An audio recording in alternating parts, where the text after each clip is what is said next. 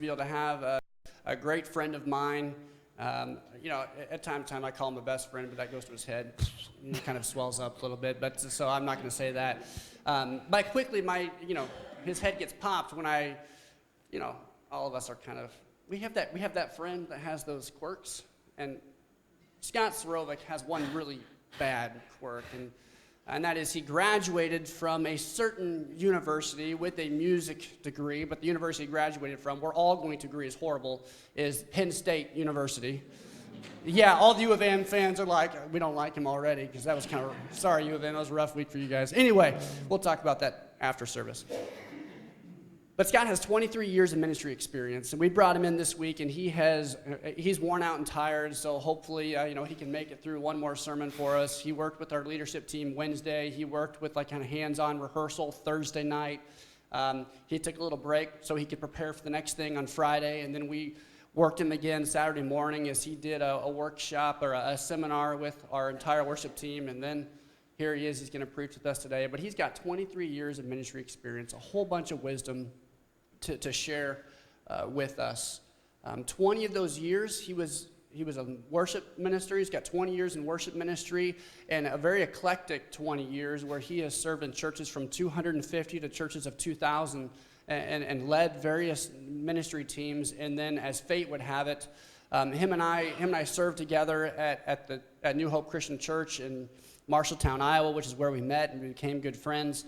Then, as fate would have it, he became the lead minister at my home church, which was about 40 minutes away, and he's been serving in that preaching leadership capacity over the last 3 years. You're going to be blessed to hear from him. I confess I Facebooked during last service, but because I wanted everybody to know this is not the right day to skip church. He's going to bring some things that's going to be encouragement. It's going to be a challenge to each one of us. So if you would, welcome Scott Surovec.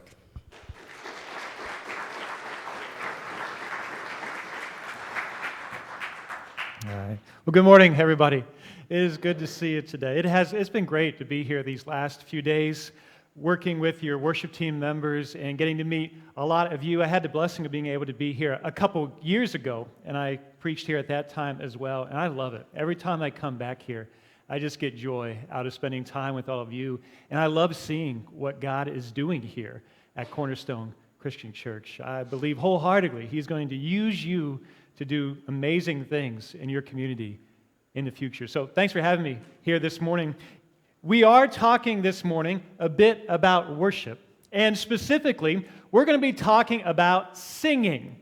Singing. There are a few things that cause more confusion or, unfortunately, more controversy in the church than singing, it seems. So this morning, I thought I would start off with just kind of a funny story that illustrates this and shows us how this can all play out, all right? And it's possible some of you have heard this story before because it's not new by any stretch. So an older gentleman from a small town attended a bigger church in the city one weekend. He came home and his wife asked him how it was. Well, said the man, it was good, but they did something different. They sang praise songs instead of hymns. Praise songs, asked the wife, what are those? Oh, they're okay. They're sort of like hymns, only different, said the man. Well, what's the difference? Asked the wife. The man said, well, it's like this. If I were to say to you, Martha, the cows are in the corn, well, that would be a hymn. If, on the other hand, I were to say to you, Martha, Martha, Martha, oh, Martha, Martha, Martha, Martha, the cows, the big cows, the brown cows, the black cows, the white cows, the black and white cows, the cows, cows, cows are in the corn, are in the corn, are in the corn, corn, corn. Then, if I were to repeat the whole thing 2 or 3 times, well, that would be a praise song.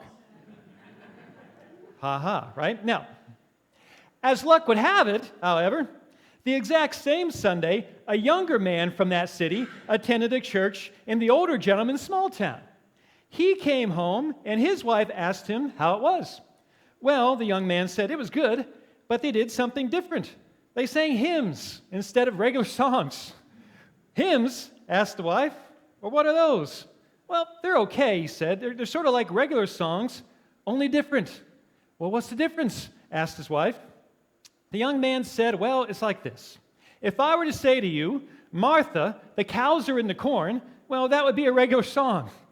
If, on the other hand, I were to say to you, O Martha, dear Martha, hear thou my cry. Inclinest thine ear to hear the words of my mouth. Turn thou whole wondrous ear by and by to the righteous, glorious truth.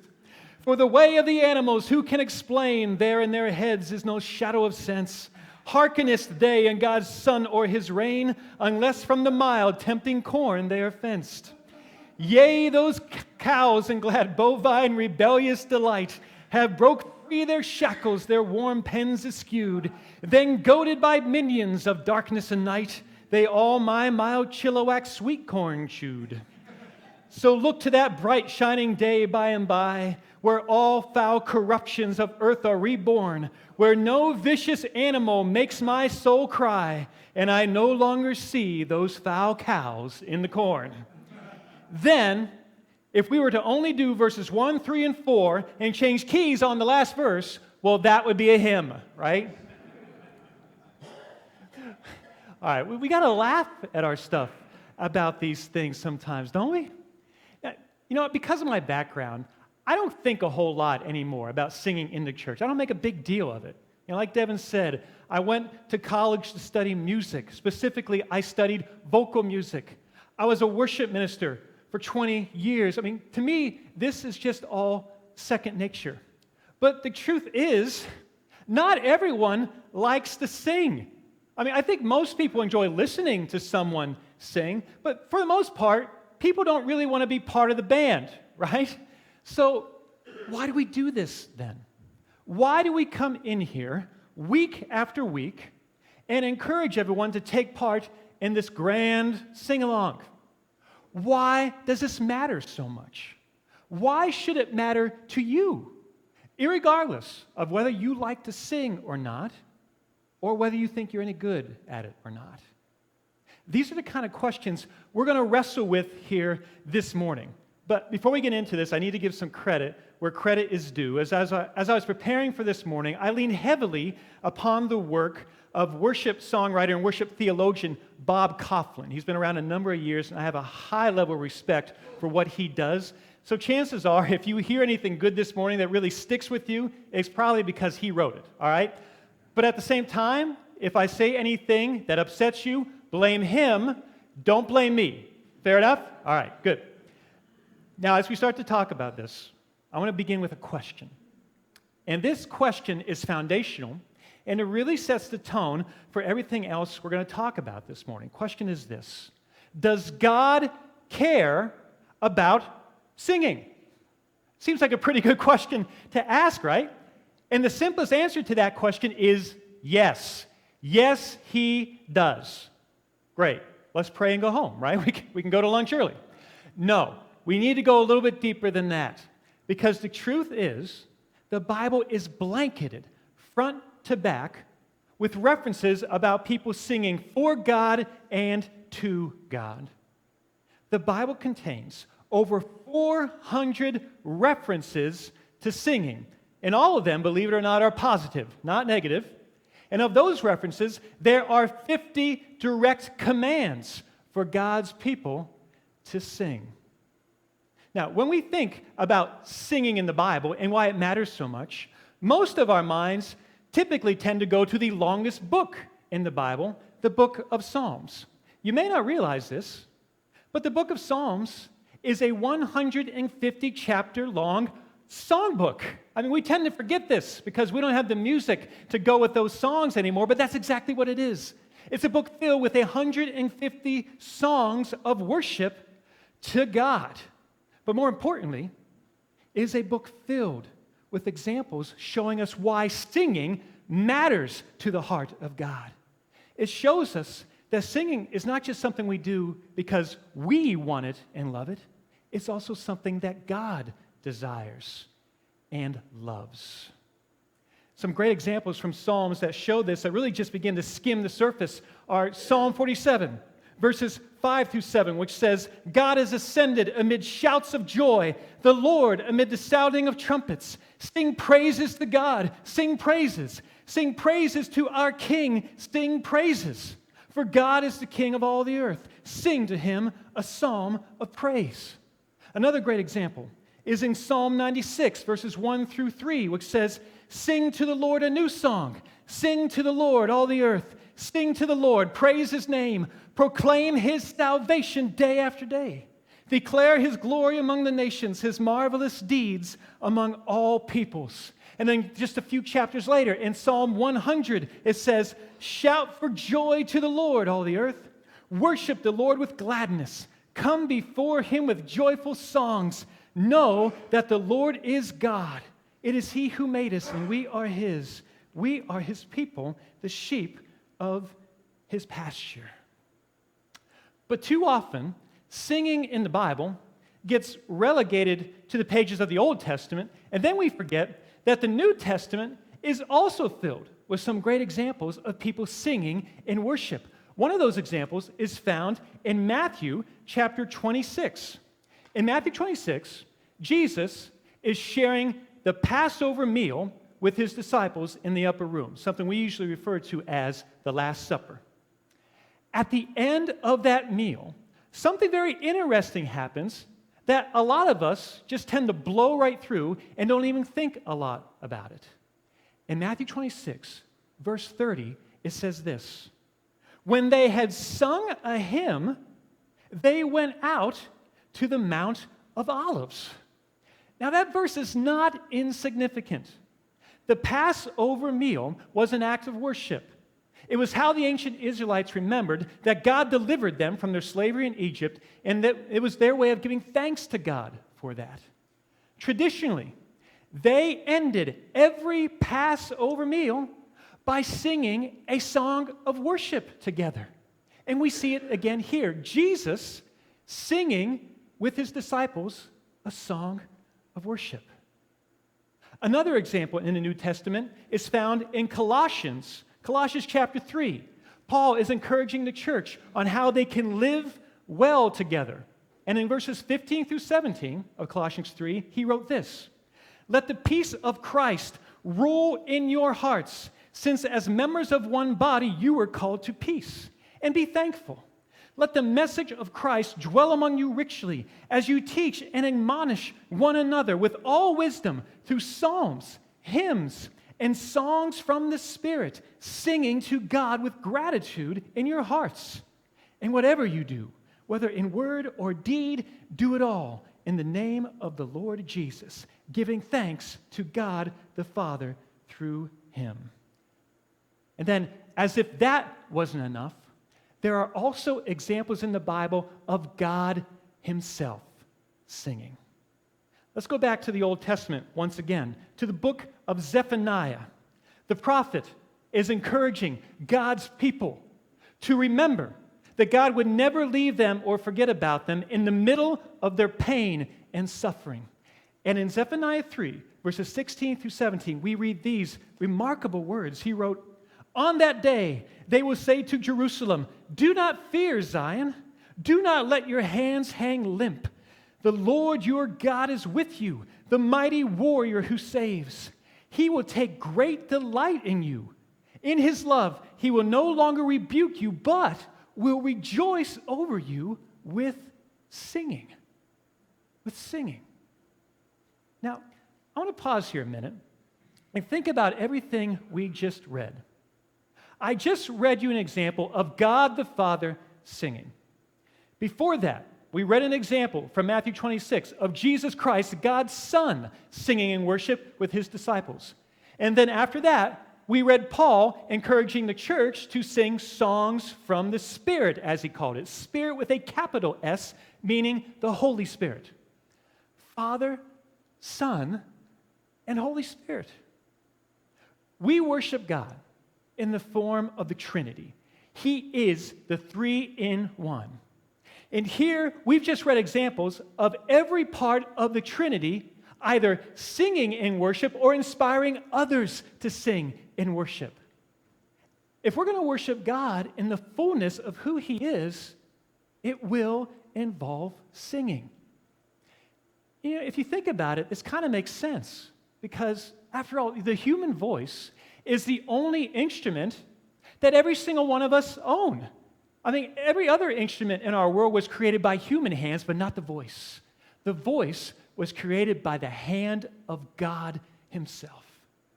created at the beginning of time, and now knit together in the mother's womb. So when you think of it that way, yes, I think God cares about singing. Don't you? So these are some of the biblical foundations for why singing in worship is important. But there are other practical reasons we need to talk about today as well. I mean, after all, since singing is what we do when we walk into this room, the words that we sing are pretty important, aren't they? I mean, we don't just come in here and sing songs for the sake of singing songs. Every song we sing in this room should be a reflection of God's words. The words we sing in here are never meant to take the place of God's words. They're not meant to undermine God's words, but instead they should always serve the Word of God. Now, how do they do that? Well, one way our singing does that is I think it helps us remember God's words. Remember.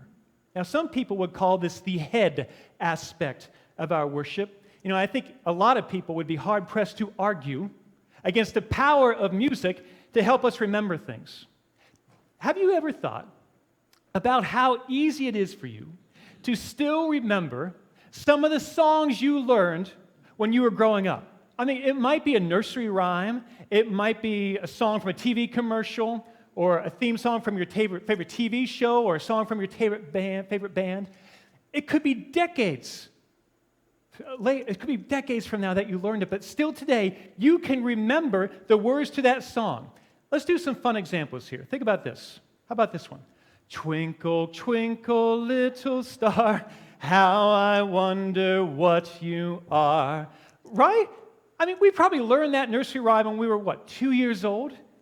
And here you are, all these years later, you can still remember every word to that song. Here's another fun example from when I was growing up. To all beef patty, special sauce, lettuce, cheese, pickles, onions on a sesame seed bun, right? That's the Big Mac song. McDonald's has not done that commercial for like 20 years, and I can still remember every single word of it, and it makes me feel older every single day. Here's another one I bet even more of us know. Give me a break, break me off a piece of that. Yeah, that's the power of song, right? It takes those words and it locks it into our memory banks. So let me ask you this. If music can help us remember the words to nursery rhymes and TV commercials, how much more powerful can it be used as a tool to help us remember the truth of God? For those of you who have been involved with the church for a long time especially, I want you to think about some of the great songs of the faith you have learned over the years. Maybe even songs you learned decades ago. I bet if I asked you right now, in this moment, put you on the spot, you could recite back to me most of the words to those songs. Great songs like Amazing Grace. It is well with my soul. How great thou art. Or even more modern worship classics like Blessed Be Your Name, In Christ Alone, 10,000 Reasons. All of them are songs proclaiming powerful truths of God, and we remember the words to them. And the reason we remember the words is because of the music. The lyrics are inseparable from the melodies. If you took the words of those songs away from the music, not only would they be harder for you to remember, a lot of them would probably sound pretty boring. It's the music that makes the words and the truth stick.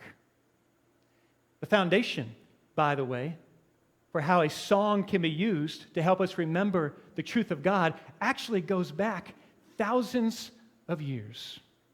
In Deuteronomy chapter 31, Moses was standing on the edge of the promised land with God's people. But before they went in to take possession of that land, God wanted to encourage them to remember some truths he had taught them in the past, things he did not want them to forget. And in Deuteronomy chapter 31, verses 19 through 22, listen to what God says to Moses. God said, "Now write down this song and teach it to the Israelites and have them sing it. so that it may be a witness for me against them. When I have brought them into the land flowing with milk and honey, the land I promised on oath to their ancestors, and when they eat their fill and thrive, they will turn to other gods and worship them, rejecting me and breaking my covenant. And when many disasters and calamities come on them, this song will testify against them, because it will not be forgotten by their descendants. I know what they are disposed to do, even before I bring them into the land I promised them on oath. So Moses wrote down this song that day and taught it to the Israelites. And if you want to read that song on your own, you could do it later in Deuteronomy chapter 32. God used a song to help his people remember his truth. And it can still be the same for us today. So, singing can help us remember God's words, but it can also help us to engage emotionally with God's words. Some people would call this the heart aspect of our worship. Now, I know sometimes when we talk about emotion in worship, it can be an uncomfortable, touchy subject for some people. But look, just like we can't deny the power of music to help us remember things, we also can't deny its power to conjure up some strong emotions in us. You know, some of us associate certain songs in our life with times of joy and celebration. You know, maybe there was a song that was played on your wedding day or sung at your wedding. When you hear that song today, a flood of emotions come back, and it takes you back to that time in your life. Or maybe there was like a song playing on the radio when one of your children was born. And when you hear that song now, you remember what that day was like. Or on the opposite end of the spectrum, some songs fill us with pain and sadness. You know, maybe there was a song sung at the funeral of someone you loved. And when you hear it now, it still fills you with sadness, and you miss that person.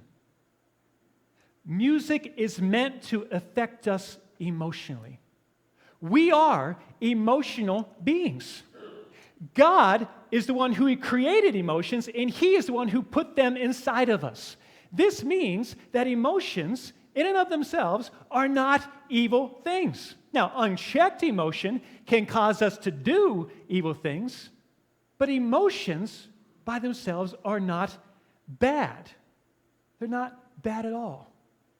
And emotion, when it's approached in a healthy manner, can actually draw us closer to the heart of God and amplify God's truth. I mentioned earlier that hymn, "It Is Well With My Soul." Horatio Spafford wrote that song after the Great Chicago Fire of 1871 took the life of his only son and ruined him financially. And then soon after that, his 4 daughters drowned when their ship sank crossing the Atlantic Ocean. It was in the middle of that pain and loss that he wrote the words to that song as a reminder that no matter how dark our lives get, the presence and power of God will always be with us and never, ever leave us. It's here to strengthen us. And he also wrote it as a reminder for the followers of Jesus that there will come a day when there will be no more death, no more crying, no more pain and heartache. Verse 4 of that song says, "And Lord, haste the day when my faith shall be sight. The clouds be rolled back as a scroll.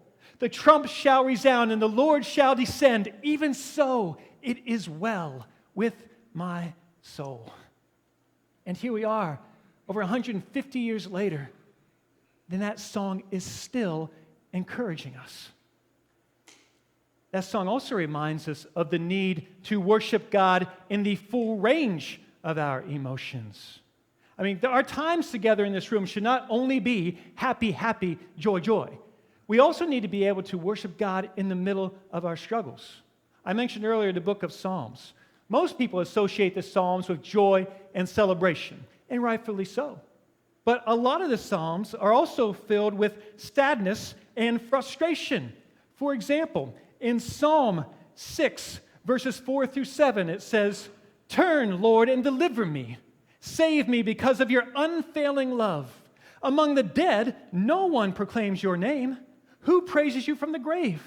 I am worn out from my groaning. All night long I flood my bed with weeping and drench my couch with tears. My eyes grow weak with sorrow. They fail because of all my foes. Or maybe you'd like a little doubt and confusion in your worship. Well, in that case, you could go to Psalm 44, verses 23 through 26, which says, Awake, Lord, why do you sleep? Rouse yourself. Do not reject us forever. Why do you hide your face and forget our misery and oppression? We are brought down to the dust. Our bodies cling to the ground. Rise up and help us. Rescue us because of your unfailing love.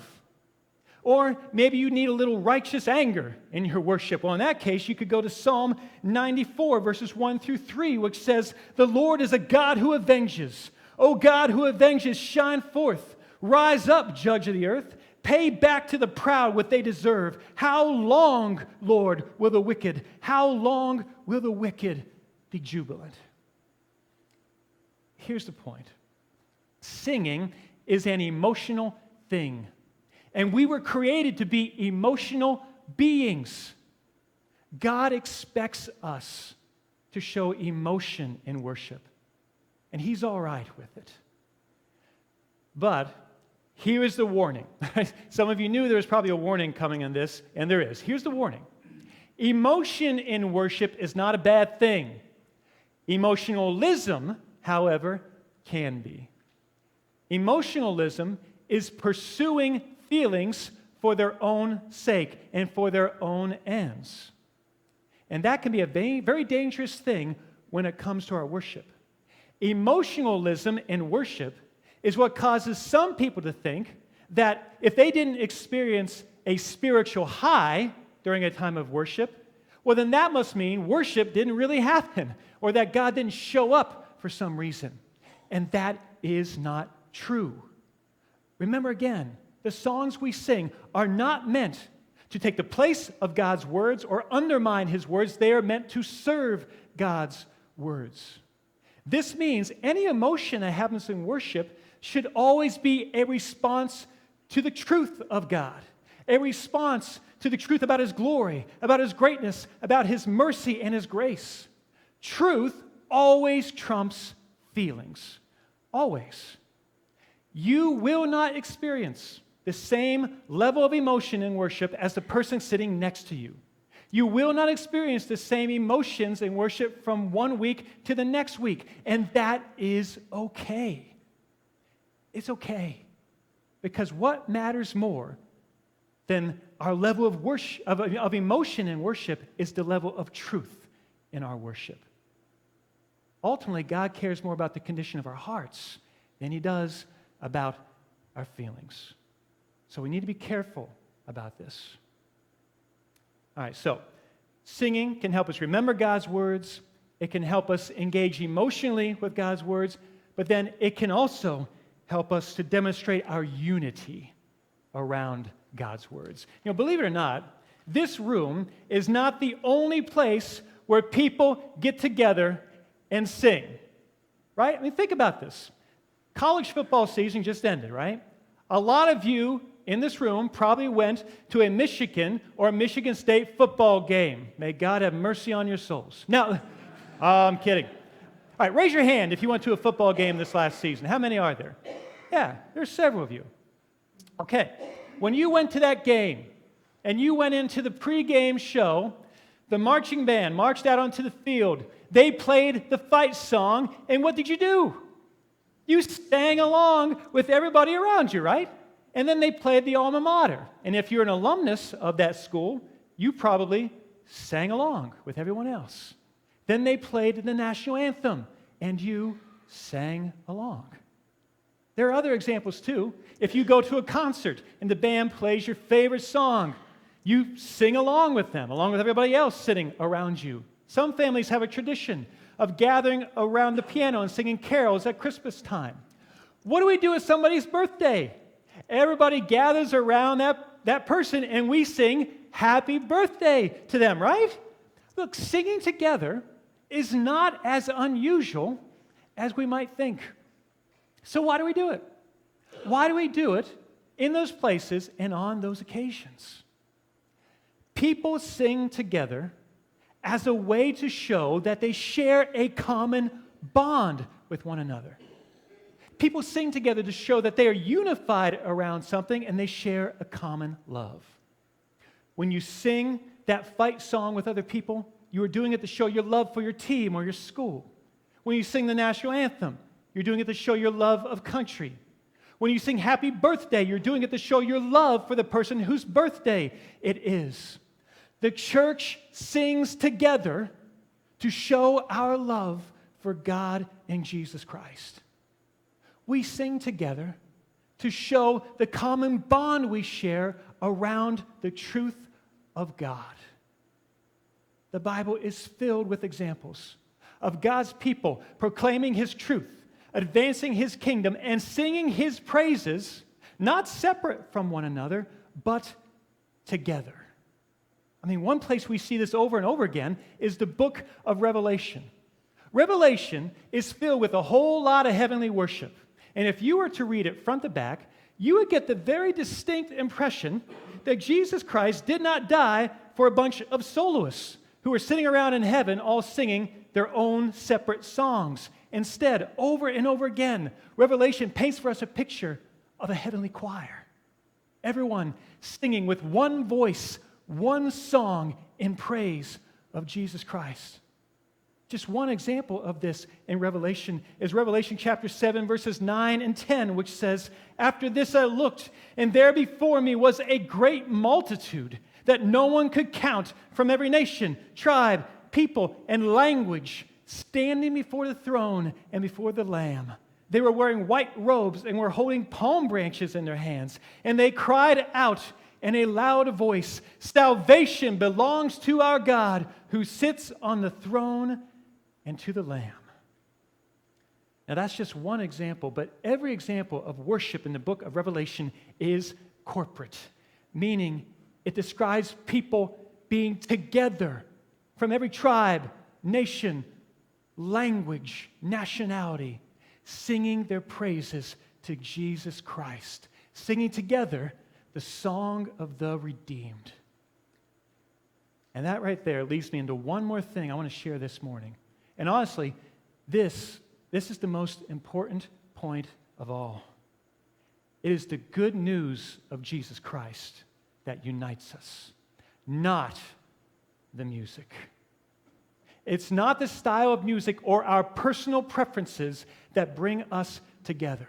Instead, it is the work of Jesus Christ on the cross that brings us together. The Bible has reference after reference talking about instruments being used in worship, talking about using our voices in worship. It even has references to doing worship with excellence. But there is nowhere where it says anything about the style of music we're supposed to do. You can't find it. And I believe the reason for that is because it does not matter. It doesn't matter. It doesn't matter if a song was written 6 months ago, 6 years ago, or 60 years ago. The only thing that matters is the truth of God and Jesus Christ behind the words of the songs we sing. Because after all, the worship we do in this room is not about us. It is about Him and Him alone. Now, please do not misunderstand. Do not hear what I am not saying. I am not saying that personal preference does not matter at all in worship, because that is not true. I mean, as the church, we have a responsibility to use music to speak the heart language of the culture around us that we're trying to reach with the message of Jesus. And that heart language will be different for every generation. When I was leading worship, I had a personal philosophy that I've taught to others. And the philosophy was this: I am trying to plan times of worship that will reach ages 8 to 80. 8 to 80, because that was typically the age range represented in our times of worship. And by the way, that is a very unique and difficult challenge. So please, I beg you, be praying for and encouraging your worship leaders as they take on that difficult challenge. Personal preference does matter. But here's the thing. When we walk through the doors of this room, if our primary focus is on the style of music being done, rather than the truth of God in the songs we are singing, then something is wrong. If that happens, that is the moment we have made our worship about us rather than Him. That is the moment we have made it about our agenda rather than His agenda.